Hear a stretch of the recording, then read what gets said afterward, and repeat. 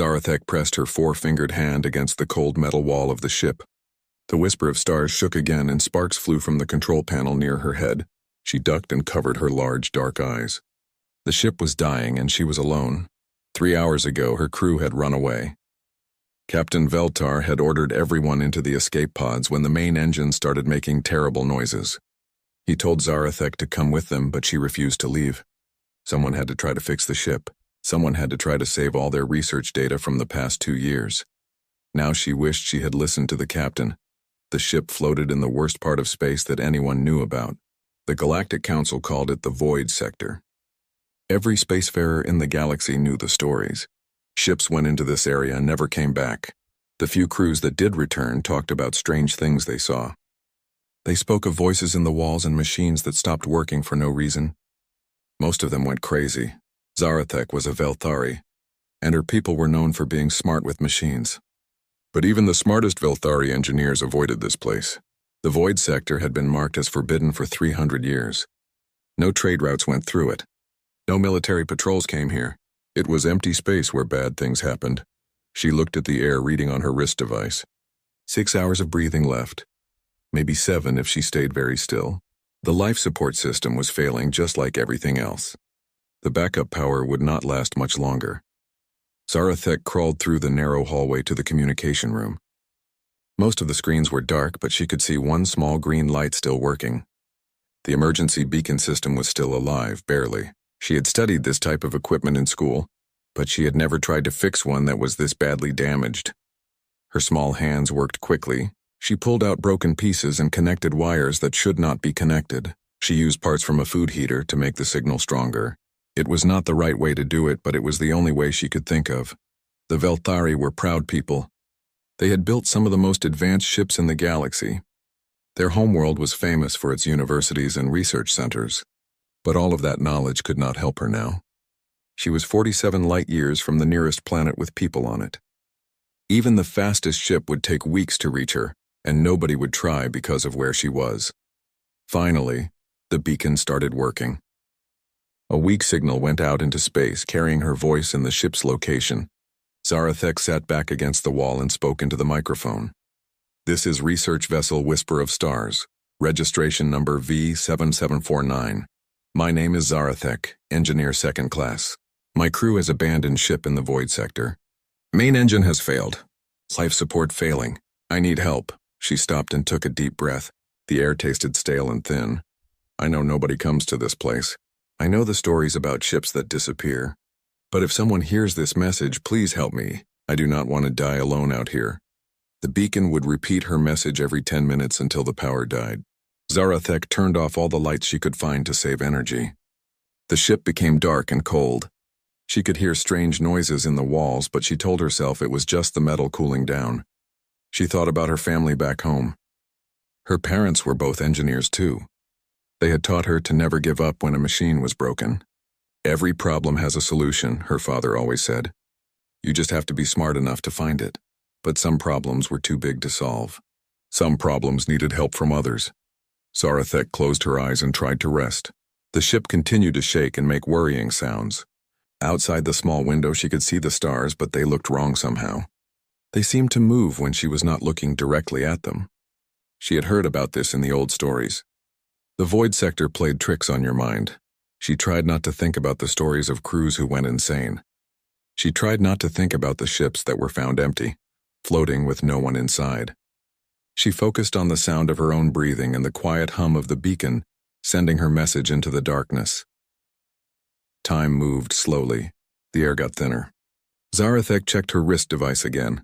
5 hours left. She thought about the research they had been doing. The Whisper of Stars was studying old radiation patterns at the edge of the Void Sector. They had found some interesting things, but nothing that seemed dangerous. The captain had been careful to stay outside the forbidden area. Then the engine started making noise.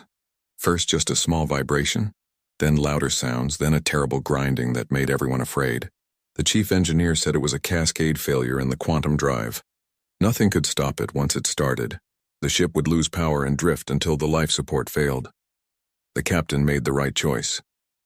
He saved his crew, but Zarathek could not leave all their work behind. 2 years of careful measurements and discoveries. All of it would be lost if the ship was abandoned. Now it looked like the research would be lost anyway, and she would die too. The beacon kept sending its message. Every 10 minutes her voice went out into space asking for help that would never come. The void sector was too dangerous. No captain would risk his ship and crew to save one foolish engineer who should have left when she had the chance. Zarathek got up and walked to the main control room. Most of the displays were dead, but she could still see the sensor readings. Empty space in all directions. No ships, no planets, nothing but radiation and dust. She sat in the captain's chair and looked out at the strange stars. Her people believed that when someone died far from home, their spirit had to find its own way back. She hoped that was not true. She hoped death would just be like going to sleep. The ship shook again, harder this time. A pipe burst somewhere and she could hear air hissing out. She found the leak and managed to stop it, but it used up precious time and energy. 4 hours of air left.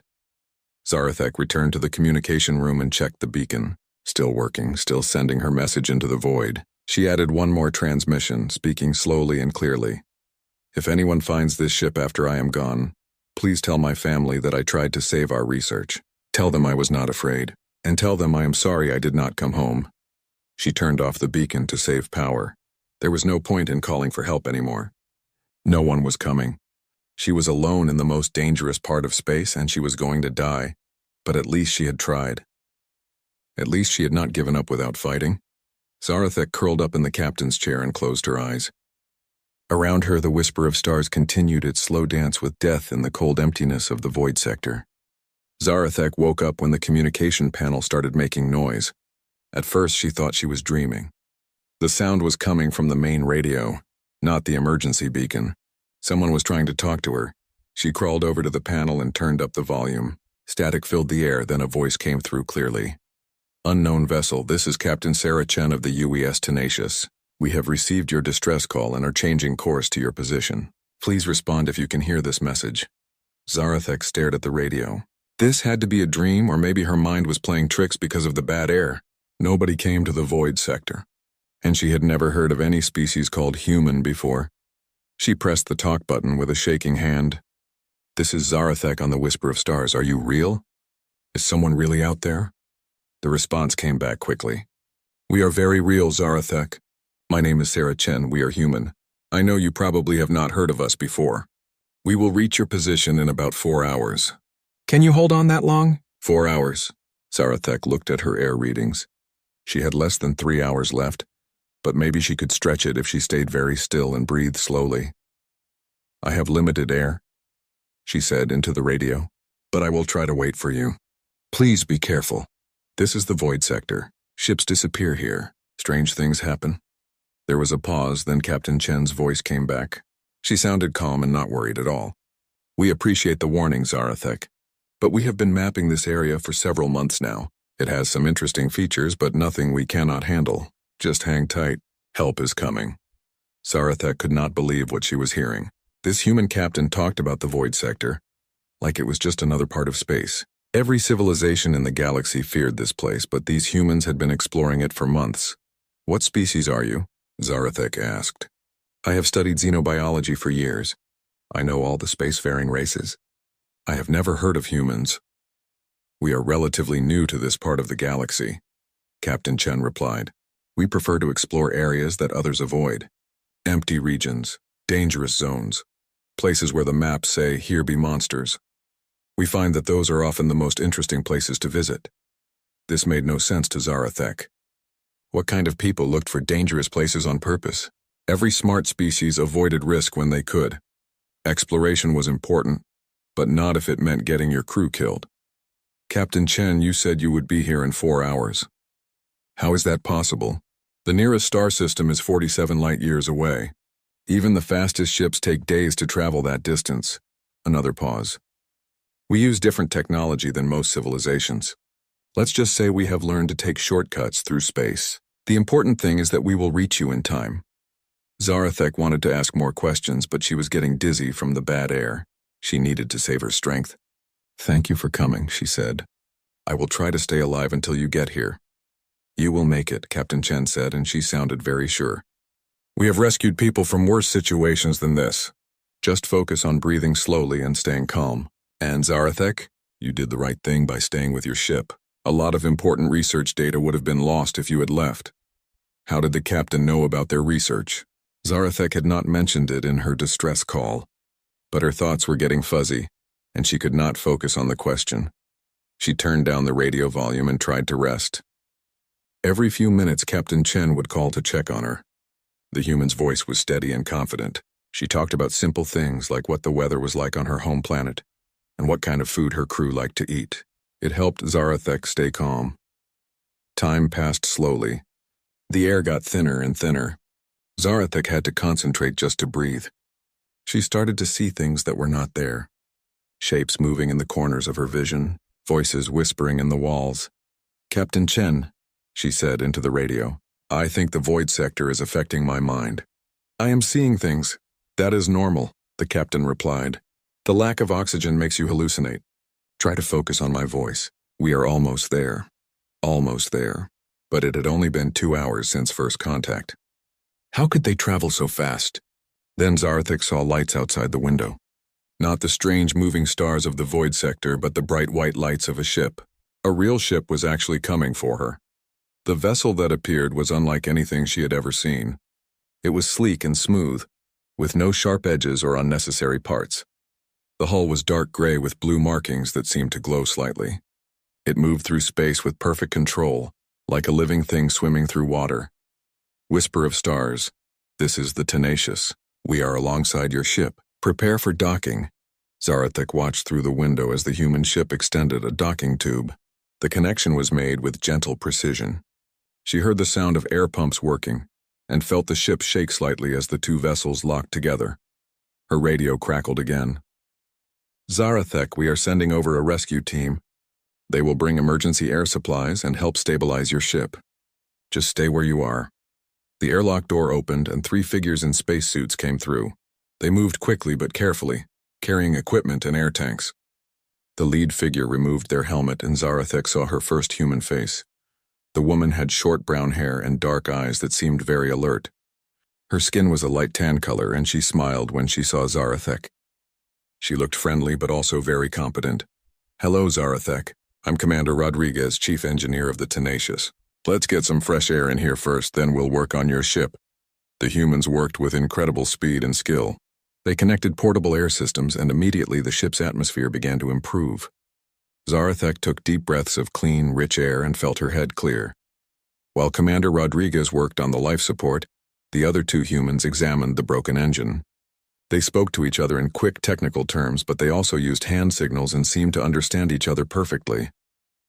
"This is interesting technology," one of them said to Zarathek. "Velthari engineering is very advanced. We can fix this, but it will take some time. Would you like to come aboard our ship while we work?" Zarathek nodded. She was curious to see what human technology looked like, and she was still weak from breathing bad air for so long. Commander Rodriguez helped her through the docking tube and into the Tenacious. The human ship felt warm and comfortable. The hallways were wider than on Velthari ships, and everything was designed to be easy to use. "Welcome aboard," Commander Rodriguez said. "Captain Chen is waiting to meet you properly. She's very interested in hearing about your research." As they walked through the ship, Zarathek saw other humans working at various tasks. They all looked different from each other. Different skin colors, different sizes, different facial features. But they all had the same alert, confident look that she had seen in Commander Rodriguez. These humans had saved her life by coming to the most dangerous part of space. They spoke about it like it was no big deal. And now they were fixing her ship with skills that seemed almost impossible. Who were these people? And how had they learned to do things that no other species could do? Captain Sarah Chen was waiting in the main meeting room of the Tenacious. She was smaller than Zarathek had expected, with gray hair and laugh lines around her eyes. But when she spoke, her voice had the same confidence that had kept Zarathek calm during the rescue. "Please sit down," Captain Chen said, pointing to a comfortable chair. "You have been through a lot today. How are you feeling?" Zarathek sat carefully. The human furniture was designed for a different body shape, but it was surprisingly comfortable. "I am alive because of you and your crew. I do not know how to thank you enough." "No thanks needed," the captain said with a smile. "We help each other out here in space. That's just what people do. A human crew member brought them hot drinks. The liquid was dark brown and smelled rich and pleasant. Captain Chen called it coffee. Zarathek sipped it carefully and found that she liked the taste. I have so many questions, Zarathek said. I have never heard of humans before. Where do you come from? How long have you been in space? Captain Chen leaned back in her chair. We are from a planet called Earth, about 200 light years from here. We have been exploring space for about 100 years, but we only reached this part of the galaxy 20 years ago. But why have none of the other species encountered you? The Galactic Council knows about every spacefaring civilization. We prefer to avoid the main space lanes, the captain explained. Most species follow the same trade routes and explore the same systems. We find it more interesting to go where others do not go. Empty regions, dangerous areas, places with bad reputations. Zarathek shook her head. That seems very risky. Why would you seek out dangerous places? Captain Chen laughed. I suppose it does seem strange. But humans have always been explorers. On our homeworld, we climbed the highest mountains and crossed the deepest oceans. We went to places where other creatures could not survive. Space exploration is just the next step. But the void sector, Zarathek said. Every civilization knows the stories. Ships that disappear, crews that go insane. How can you map this area safely? Would you like to see our maps? Captain Chen asked. She touched a control panel, and a three-dimensional image appeared in the air above the table. It showed the void sector in great detail, with safe routes marked in blue and dangerous areas marked in red. We have been working in this region for 8 months, the captain continued. We have found the source of most of the problems that other ships experience. It is not magic or curses. It is old technology. The image changed to show the location of Zarathek's ship. Around it were dozens of small objects marked in red. Automated defense systems, Captain Chen explained. Very old. Probably built by a civilization that died out thousands of years ago. They were designed to keep other species away from something important. Zarathek studied the display. Defense systems. But they do not attack ships directly. No, they use psychological warfare. They send signals that cause fear and paranoia. They also interfere with navigation systems and cause equipment failures. Most species panic and flee, or they go crazy from the stress. How do you resist these effects? Captain Chen smiled again. Humans seem to be naturally resistant to this kind of mental attack.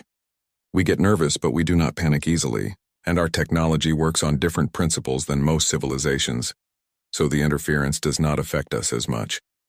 The door opened, and Commander Rodriguez entered the room. Captain, we have finished the emergency repairs on the Whisper of Stars. The ship is stable and life support is working normally. Excellent work, Captain Chen said. How long for full repairs? About 6 hours to get the main engine working properly. But there is something else. We found some very interesting research data in their computer systems. With permission, I would like our science team to take a look. Zarathek was surprised. You were able to access our data systems already? Velthari encryption is very good, Commander Rodriguez said. But we have experience with many different types of technology. We did not read anything without permission. We just confirmed that the data is intact and very valuable. Captain Chen looked at Zarathek. What kind of research were you doing? Radiation mapping, Zarathek replied. We were studying unusual energy patterns at the edge of the void sector. We thought they might be natural phenomena, but now that you mention old technology, they are not natural, Captain Chen said.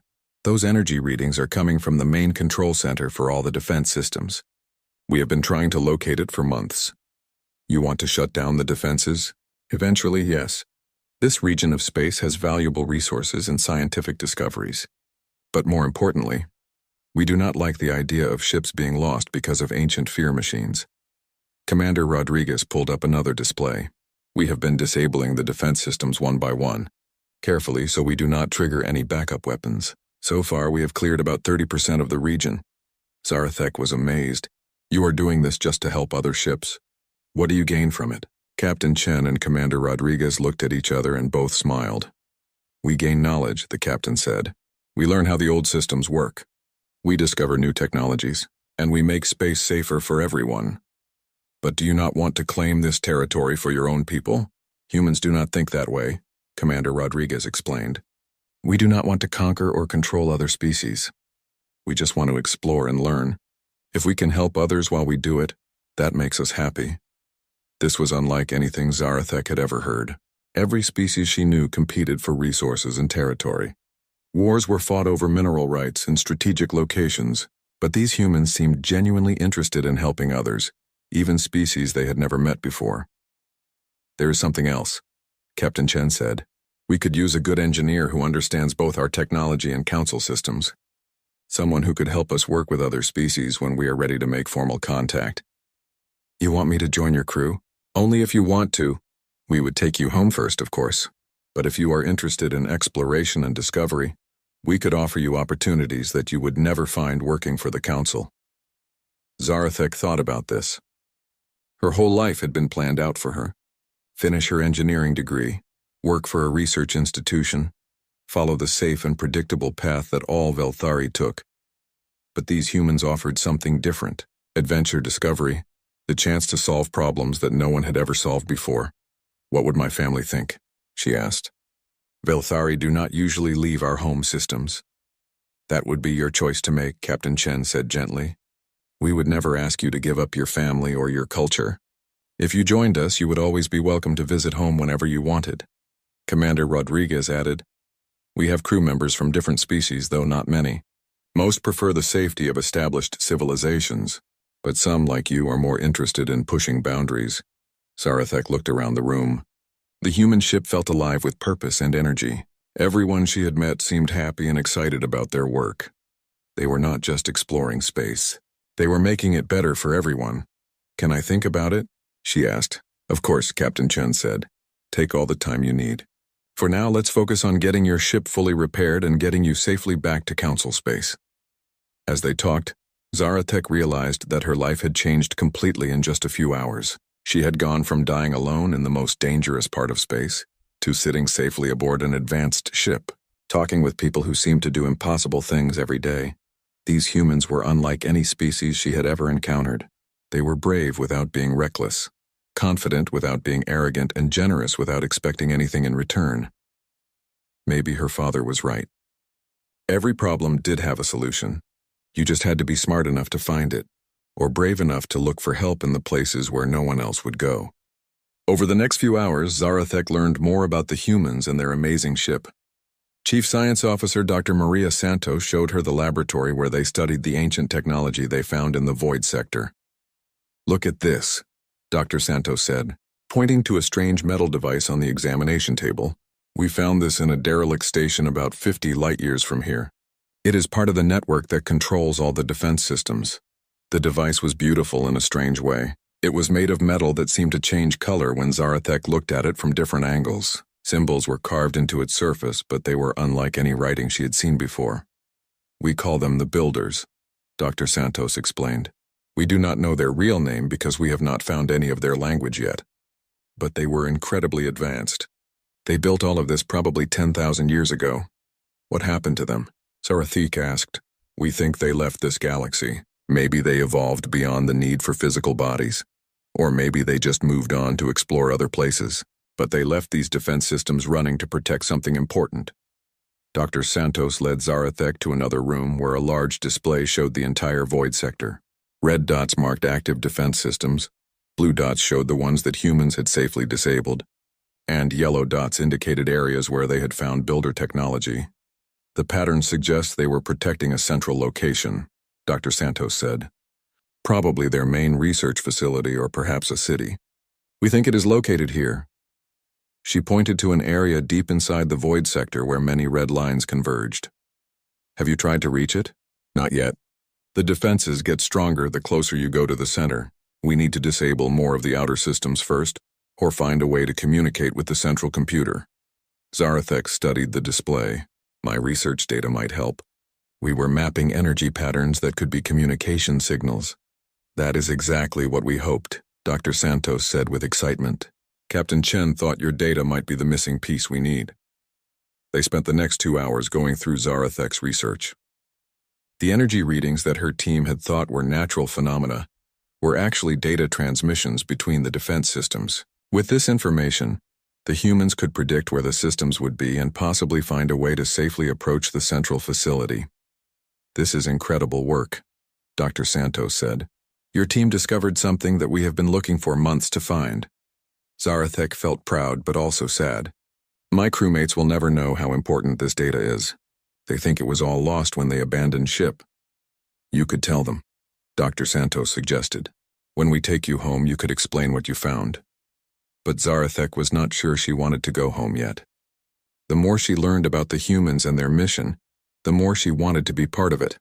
Commander Rodriguez found them in the laboratory. The repairs on your ship are almost finished, she told Zarathek. But there is something you should see first. She led them to the main bridge of the Tenacious. The room was larger than any ship's bridge Zarathek had seen, with displays and controls that seemed to respond to the crew's thoughts. Captain Chen was standing at the center, watching a large screen that showed space around them. Zarathek, come look at this, the captain said. We are about to disable another defense system, and your research is helping us do it safely. On the screen, Zarathek could see a small object floating in space. It looked harmless, like a piece of space debris, but the ship's sensors showed it was generating powerful energy fields. Without your data, we would have had to approach that system very carefully, Captain Chen explained. We would have needed days to map its effects and find a safe way to shut it down. But your energy readings told us exactly what frequencies it uses. Lieutenant Kim, the navigation officer, worked at her console. Signal pattern confirmed. Beginning shutdown sequence. The object on the screen flickered and went dark.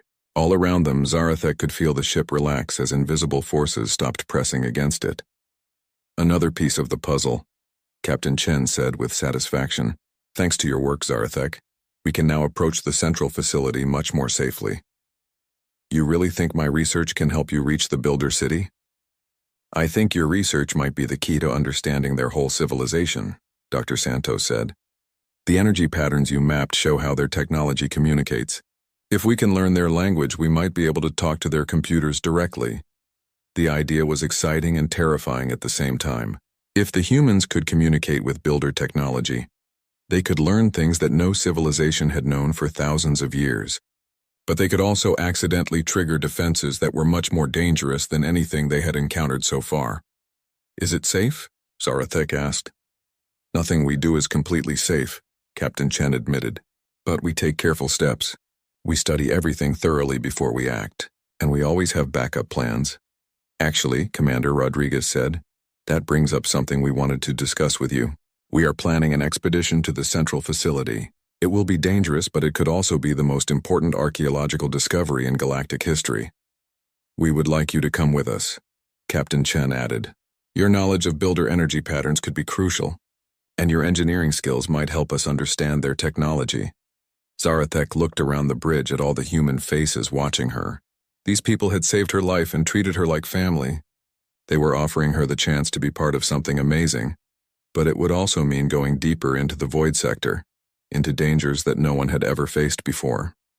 What about my family? She asked. They will worry if I do not come home. We can send a message to them, Captain Chen said. We can explain that you are safe and that you are helping with important research. We can also promise to bring you home whenever you want to leave. Lieutenant Kim looked up from her console. Captain, we are receiving a message from the Whisper of Stars. The repairs are complete. Thank you, Kim. Captain Chen turned back to Zarathek. Your ship is ready. We can escort you back to Council space right now if that is what you want. Or I can stay and help you explore the Builder City, Zarathek finished. The choice is yours, Captain Chen said. But I will tell you this. Most people live their whole lives without getting a chance to change the galaxy. You have that chance right now. Zarathek thought about her life back home. Her job at the Research Institute was safe and predictable. She would do good work and live a comfortable life. But she would always wonder what might have been if she had stayed with the humans. She thought about the Builders and their ancient city waiting in the depths of the void sector. No Velthari had ever seen anything like it. The knowledge they might find could advance her people's science by centuries, and she thought about the humans themselves. Their courage, their curiosity, their determination to help others even when it put them at risk. She had never met people like them, and she might never meet people like them again. I want to send a message to my family first, she said finally. I want to tell them I am safe and explain what I am doing. Then I want to help you find the Builder City. Captain Chen smiled. Welcome to the crew of the tenacious engineer Zarathek. The other humans on the bridge clapped their hands together, which Zarathek learned was how they showed approval and happiness. She felt nervous and excited at the same time. She was about to become the first Velthari to work alongside humans. She was going to explore places that no one had seen for thousands of years, and she was going to help make the galaxy a safer place for everyone. It was not the life she had planned, but it was the life she wanted. 3 weeks later, Zarathek stood on the bridge of the Tenacious as they approached the heart of the Void Sector. The journey had been unlike anything she could have imagined. Every day brought new discoveries about builder technology and new understanding of how the ancient civilization had lived. The humans had taught her things that no Velthari university had ever considered. They showed her how to think about problems from completely different angles. Where her people looked for elegant, complex solutions, humans found simple, direct answers that somehow worked better. There it is, Captain Chen said quietly. On the main screen, a massive structure appeared out of the darkness of space. It was not a planet or a station. It was something entirely different. The Builder City was a collection of geometric shapes that seemed to float independently, but were somehow connected by streams of energy. Towers and spheres and pyramids danced around each other in patterns that hurt to watch for too long. Scans show it is about 50 kilometers across, Lieutenant Kim reported. No life signs, but massive energy readings. The whole structure is still active after all these thousands of years. Dr. Santos leaned forward in her chair. The power source must be incredible. We are detecting energy patterns that our instruments cannot even classify. Zarathek watched the city with amazement and fear. Her research had helped them reach this place, but now that they were here, she wondered if they were making a terrible mistake. What if the builders had left their defenses running for a good reason? What if there were things in that city that were too dangerous for anyone to find? Are you having second thoughts? Captain Chen asked her quietly. Yes, Zarathek admitted, but I think that is normal. This is probably the most dangerous thing anyone has ever tried to do. Probably, the captain agreed with a smile, but it is also the most important. If we can learn from the builders, we might solve problems that have troubled the galaxy for centuries. Commander Rodriguez called out from her station. Captain, we are receiving a signal from the city. It is using the same energy patterns that Zarathek mapped. Can we understand it? Working on it now. The computer is trying to match the patterns with known languages. A few moments passed. I think it is a greeting protocol. The city is asking us to identify ourselves. Dr. Santos had been working on builder language for weeks, using Zarathek's research as a starting point. Let me try to respond, she said. Her fingers moved quickly over her controls and a complex energy signal went out toward the city. The response was immediate. The city's lights grew brighter, and the dancing movements of its structures became more organized. New energy patterns flowed between the different sections. It is welcoming us, Dr. Santos said with excitement. The message says something like, "Greetings, young travelers. Enter and learn." Young travelers, Captain Chen repeated. I wonder how it knows we are not builders. Maybe it can scan our technology, Commander Rodriguez suggested. Or maybe it has been waiting so long that everyone seems young to it. Lieutenant Kim looked up from her console. Captain, the city is projecting a docking beacon. It wants us to approach one of the smaller structures. Captain Chen made her decision quickly, the way she always did. Take us in, Kim, but keep all defensive systems ready. The Tenacious moved slowly toward the builder city. As they got closer, Zarathek could see that the structures were even more amazing than they had appeared from a distance. The surfaces seemed to be made of crystal and metal that flowed like liquid. Patterns of light moved through the walls like rivers of information. They docked with a small tower that extended docking arms to grab their ship. The connection was gentle but incredibly strong. Zarathek could feel that they were now part of the city's structure, connected to its power and information systems. Environmental scans show the docking area has breathable atmosphere, Dr. Santos reported. Temperature and pressure are within human normal ranges. The city is adapting itself for us, Captain Chen said. It knows what we need to survive. A team of 6 humans prepared to enter the city. Captain Chen, Dr. Santos, Commander Rodriguez, Lieutenant Kim, Security Chief Thompson, and Zarathek. They wore their best environmental suits and carried every type of scanner and recording device the ship had. The airlock opened into a corridor that was clearly not built for any species they knew. The ceiling was too high, The walls were the wrong shape, and there were no visible controls or interfaces. But as they walked forward, the corridor changed around them. The ceiling lowered, the walls became more familiar, and control panels appeared that looked almost like the ones on the Tenacious. "It is reading our minds," Dr. Santos whispered, "or at least scanning our technology to understand how we like things to work." They walked deeper into the city, following lights that appeared in the floor to guide them. Every room they entered was different, showing new wonders of builder technology. Zarathek saw energy systems that should have been impossible, materials that seemed to exist in more than 3 dimensions, and information displays that put images directly into her mind. Finally, they reached a large central chamber. In the middle of the room was something that looked like a tree made of light, with branches that reached up into darkness, and roots that went down through the floor. The tree pulsed gently, and Zarathek could feel it was alive in some way. "Welcome," a voice said in their minds. It did not use words, but somehow they all understood perfectly. "I am the Keeper of Knowledge. I have been waiting for someone to come who could understand what we have learned." Captain Chen stepped forward. "We are explorers from young civilizations. We want to learn, but we do not want to take anything that does not belong to us. All knowledge belongs to those who can use it wisely," the Keeper replied. The builders understood this. "We left this city as a gift for those who would come after us." "Where did the builders go?" Dr. Santos asked. "They evolved beyond the need for physical existence. But before they left, they gathered all their knowledge and discoveries here. Sciences, technologies, philosophies, arts, everything they learned in millions of years of existence." Zarathek found her voice. "Why did you create the defense systems? Why make this place so hard to reach?" "Because knowledge without wisdom is dangerous," the Keeper explained. "Only those who risk themselves to help others. Only those who explore the dangerous places to make them safe for everyone. Only those people are ready for what we have to offer." The humans looked at each other. They had passed a test without knowing they were being tested. "What happens now?" Captain Chen asked. "Now you learn. And then you teach others." The galaxy is ready for the next step in its evolution. But it needs guides who understand that knowledge should be shared, not hoarded.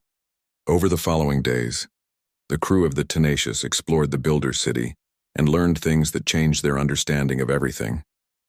They discovered new forms of energy, new ways to travel through space, new technologies that could solve problems across the galaxy. But most importantly, they learned the Builder philosophy. Knowledge shared freely makes everyone stronger. Exploration should serve all people, not just the explorers. And the universe is vast enough for everyone to find their own path among the stars. When they finally left the city, Zarathek knew that her life would never be the same. She had helped humanity take its first steps toward becoming teachers for the entire galaxy. And she had learned that sometimes the best way to find yourself is to help others find their way. The Tenacious returned to Council space with Zarathek aboard as their official ambassador. She carried with her carefully chosen pieces of builder knowledge and a message of friendship from humanity.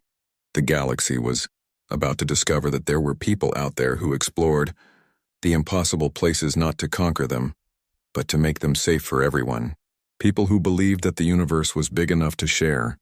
People who answered when someone called for help, no matter how far away or how dangerous the journey might be. As Zarathek prepared her report for the Velthari Science Council, she smiled. Her father had been right. Every problem did have a solution. Sometimes you just had to be brave enough to look for help in the places where no one else dared to go. And sometimes, if you were very lucky, the help that came would change not just your life, but the entire galaxy.